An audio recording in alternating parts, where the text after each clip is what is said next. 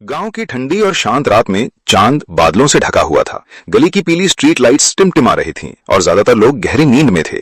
इसी गांव में एक साधारण घर था जिसमें सविता रहती थी, 25-26 साल की गृहिणी जो अपने सास ससुर के साथ थी। उसका पति रोजगार की वजह से शहर में था। दिन भर की थकान के बाद सब सो चुके थे। घर में खामोशी पसरी थी। केवल दीवार पर लगी घड़ी की टिक टिक सुनाई दे रही थी। करीब आधी रात को अचानक ठक की आवाज गूंजी।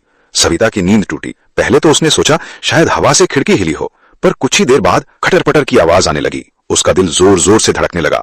वो ध्यान से सुनने लगी और उसे साफ लगा कि घर में कोई अनजान व्यक्ति है। धीरे से वो उठी और दरवाजे के पीछे से बाहर झांकने लगी। ड्राइंग रूम की हल्की रोशनी में उसने देखा एक अजनबी आदमी झुककर अलमारी का ताला तोड़ रहा था। उसके हाथ में लोहे की रॉड थी और जूतों की हल्की चरमराहट सुनाई दे रही थी। सविता के हाथ पांव ठंडे पड़ गए, चेहरा पीला, सांसें तेज। वो चाहती तो तुरंत चीख उठती, लेकिन खुद को संभाल लिया। उसके मन में बस एक ख्याल गूंजा, अगर शोर मचाया तो ये चोर भाग भी सकता है और हमला भी कर सकता है।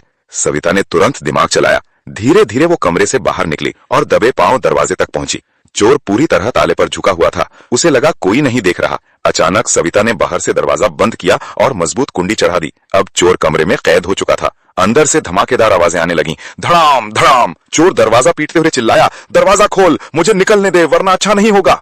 लेकिन सविता ने दृढ़ स्वर में जवाब दिया, तू निकलेगा तो सिर्फ हथकड़ी पहनकर, पुलिस के साथ। ये सुनते ही चोर के हाथ पांव फूल गए। वो कभी धमकी देता, कभी गिड़गिड़ाता, लेकिन दरवाजा मजबूती से बंद था। सविता ने तुरंत पड़ोसियों को आवाज दी। सास ससुर भी जाग गए। धीरे धीरे बाहर लोग इकट्ठा होने लगे। किसी ने कहा, वाह, बहू ने तो चोर को कमरे में ही कैद कर दिया। दूसरा बोला, आज तो चोर खुद मेहमान बन गया। गांव भर में ये खबर आग की तरह फैल गई। कुछ देर बाद पुलिस पहुंची। सबके सामने दरवाजा खोला गया। अंदर से सहमा हुआ चोर बाहर निकला। उसके चेहरे पर पसीना था और आंखों में डर साफ झलक रहा था। पुलिस ने तुरंत हथकड़ी पहना दी और गाड़ी में बैठा लिया। इंस्पेक्टर ने सविता से कहा, आपकी हिम्मत काबिले तारीफ है। अगर आप ना होती तो ये चोर कब का भाग जाता। सास ससुर की आंखों में गर्व की चमक थी। उन्होंने बहू से कहा, तुमने आज साबित कर दिया कि एक बहू सिर्फ घर नहीं संभालती, बल्कि मुसीबत आने पर पूरे परिवार का सहारा बन जाती है।